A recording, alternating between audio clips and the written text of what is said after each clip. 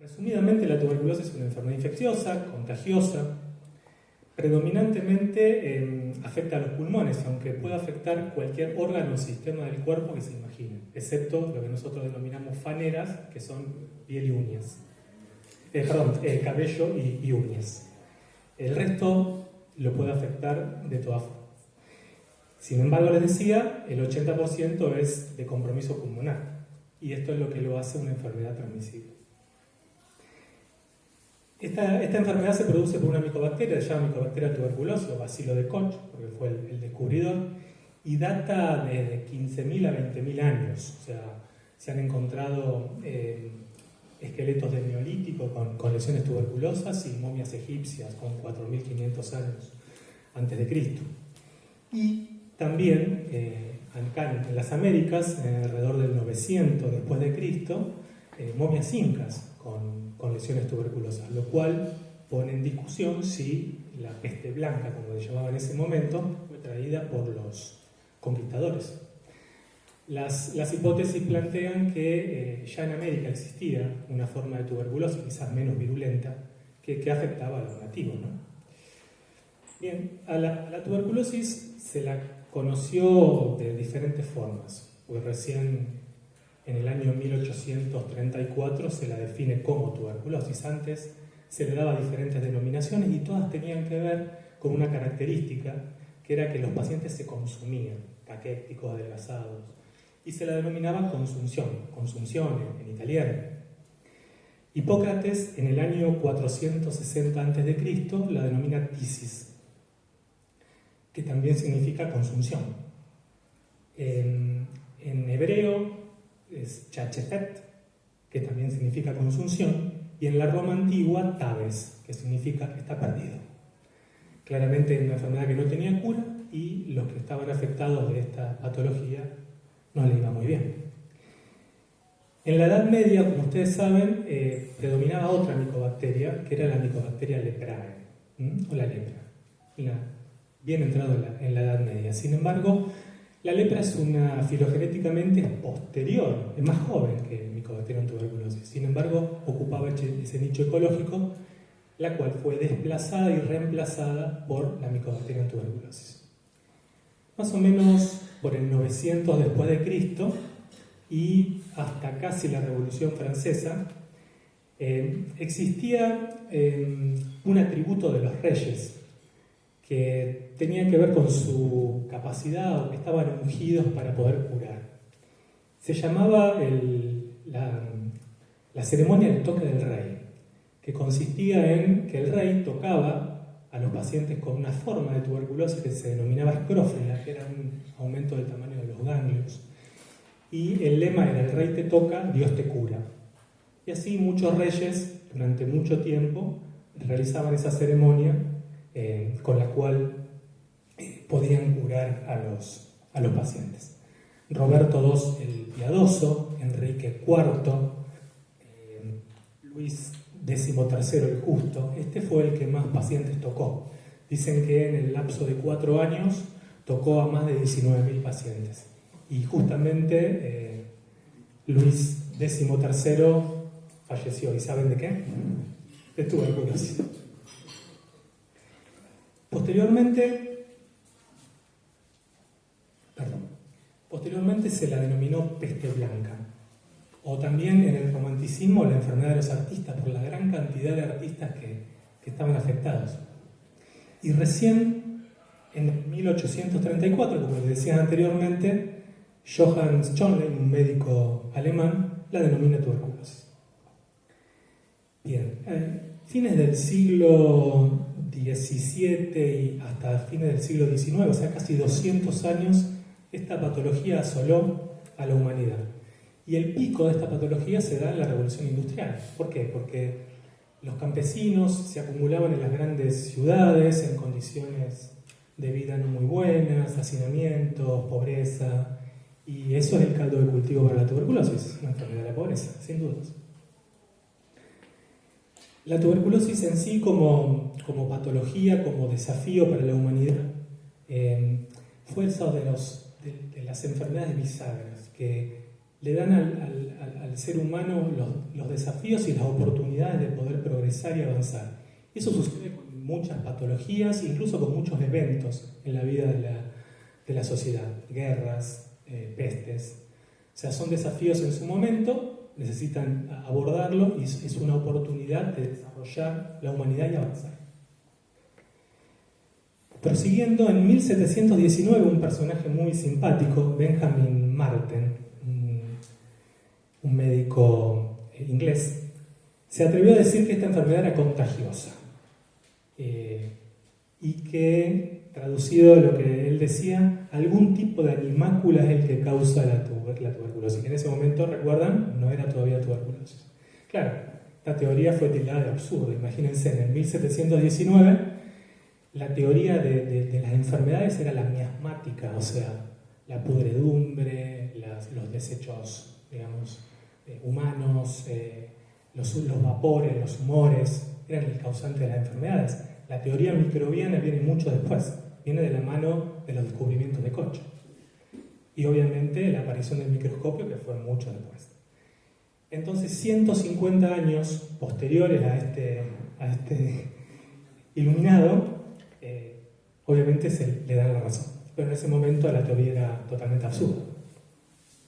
En 1866, 12 años antes de que Koch descubriera el bacilo y presentara sus postulados, existió Jean-Antoine Villemin, un médico francés que logró comprobar que era una enfermedad infecciosa. ¿Por qué? Porque había tomado material de cadáveres y lo había inyectado en conejos y había reproducido la enfermedad. Claro, había comprobado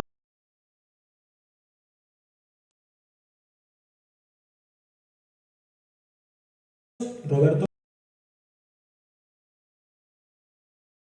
que dicho sea,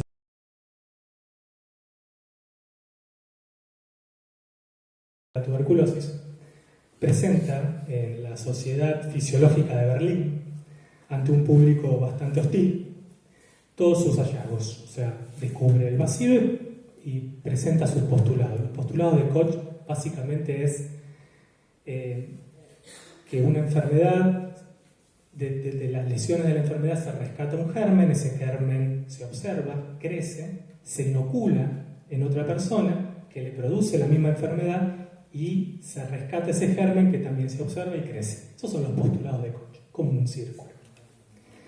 En ese momento la Sociedad Fisiológica de Berlín estaba dominada por Virchow, que, para que tengan una idea, era como el Karpov-Kasparov de esa época. Dicen que cuando Koch presenta los postulados y muestra 200 preparados del germen, se produce un silencio enorme en la sala y todos lo miran a Virchow. Y Virchow, como buen alemán, acepta la evidencia y termina en aplausos. Pero claro, todavía no existía tratamiento, estábamos en el 1882 y no había nada para hacer. Y como decían los italianos, el tratamiento era lana, leto y late. Traducido es abrigarse, descansar y alimentarse. En 1887, también sin ninguna droga, porque me adelanto, pero en el año 1944 se descubre la primera droga, que es la streptomicina. Pero en el año 1887 comienza la era sanatorial. ¿Y qué era la era sanatorial? Básicamente se construyen muchísimos hospitales para sanar a esta enfermedad y ofrecían aire fresco, aislamiento, alimentación y algunas cirugías. Y fue un motor para el desarrollo de la cirugía torácica. Se practicaban neumotórax, o sea, inyectar aire en la pleura para colapsar los pulmones y curar las lesiones. Se sacaban costillas para producir también el colapso del tórax y cerrar las lesiones. Incluso algunos recomendaban a las mujeres con tuberculosis que se embaracen, porque al tener un bebé subía el diafragma y se producía el colapso de las lesiones. Sin embargo, posteriormente, las mujeres que estaban embarazadas y tenían tuberculosis les iba mucho peor, pero por una cuestión, digamos, de que para tener un feto necesitan cierta inmunotolerancia. No es una inmunodepresión, es una inmunotolerancia. Imagínense, tienen dentro de su organismo un feto que la mitad es su genes, pero la otra mitad es extraño. Entonces, para no rechazar esos cuerpos extraños, deberían tener una inmunotolerancia, y eso hacía que la enfermedad aprovechara y progresara más violentamente. O sea, se pasaban como un péndulo de un extremo al otro. Y como les decía, se construyeron muchísimos de estos hospitales, que las fisonomías y las estructuras nosotros las vemos en los hospitales que vemos en Rosario, el Hospital del Centenario. Un hospital con habitaciones altas, con techos muy altos, con ventilación cruzada, puerta y ventana y una galería. Imagínense que estos pacientes eran asolados todos los días. Los sacaban en diferentes sillas o camillas para que tomaran sol y aire fresco. En Argentina los primeros hospitales fueron en Mar del Plata y el más conocido el Santa María en el Valle de Punilla, el aire fresco de las sierras de Córdoba.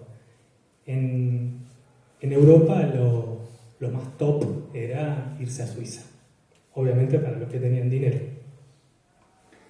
En 1890 Koch crea la tuberculina, que después la vamos a conocer como reacción de Mantoux, y pensó que esa era la cura de la tuberculosis, y no, lamentablemente eso no es la cura, pero sentó las bases del diagnóstico de la infección tuberculosa.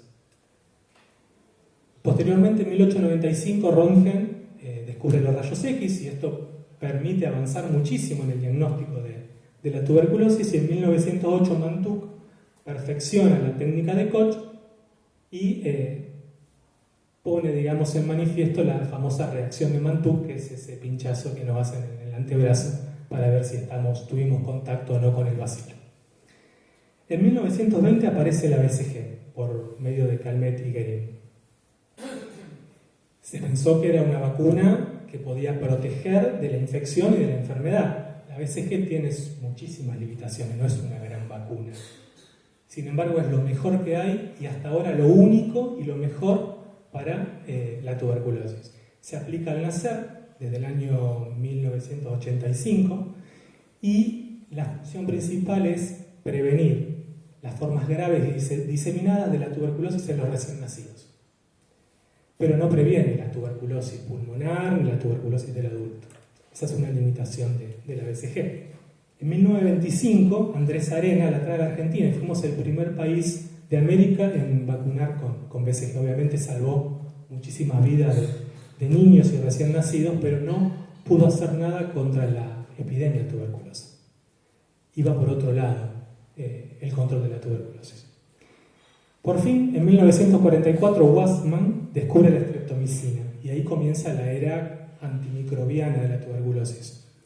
Le valió el Premio Nobel de Medicina y Fisiología en 1952. Posteriormente aparece la isoniazida, otra droga muy, muy importante para la tuberculosis, y ahí ya con 2 drogas los pacientes se curaban.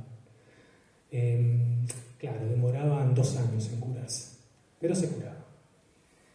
En el año 1970 aparece la tercera droga y la más importante, que es la rifampicina, y ahí los pacientes no solo se curaban, sino que con tratamientos mucho más acortados, entre 6 y 9 meses lograban el éxito terapéutico.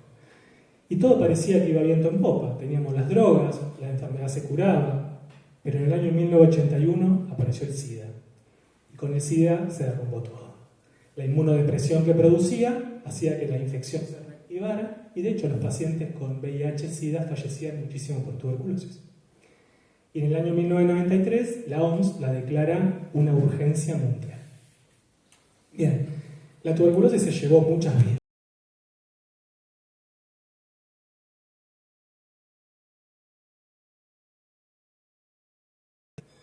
Molière, Alexander Pope, Gustavo Adolfo Becker, Niccolò Paganini, el músico italiano, Federico Chopin, Luis XIII, el justo, que dijimos que fue justamente tocó. Laennec, el inventor del estetoscopio, también murió de tuberculosis. Las hermanas Bront, las 3, creo que la más conocida es Emily, de tuberculosis. Poe, Francesca, Gauguin, Isabel Flores de Oliva, más conocida como Santa Rosa de Lima, de hecho es la patrona de la tuberculosis, y fue la primera mujer canonizada en América. por el Papa Clemente X, Simón Bolívar también murió de tuberculosis, y su padre, José Félix Bogado, el coronel Bogado, Luis Braille, Andrés Celsius, el de los grados, George Orwell, entre muchísimos más. Obviamente la tuberculosis cambió paradigmas y marcó una era de desafíos y de avances tecnológicos. Fue un hecho bisagra en la humanidad. Y para ir cerrando la charla le voy a dar algunos números duros.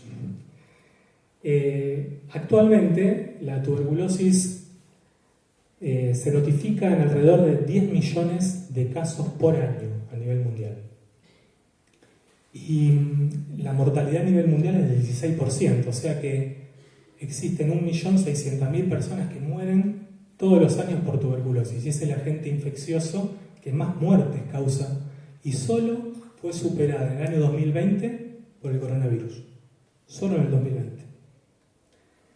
En Argentina, desde 1980 se produjo un descenso de la tasa de notificación de tuberculosis, con altos y bajos, o sea, con picos y valles. ¿Y cuándo coincidían los picos? Cuando teníamos malas condiciones de vida o pobreza, por ejemplo, en el año 89, en el 2001, en el 2007.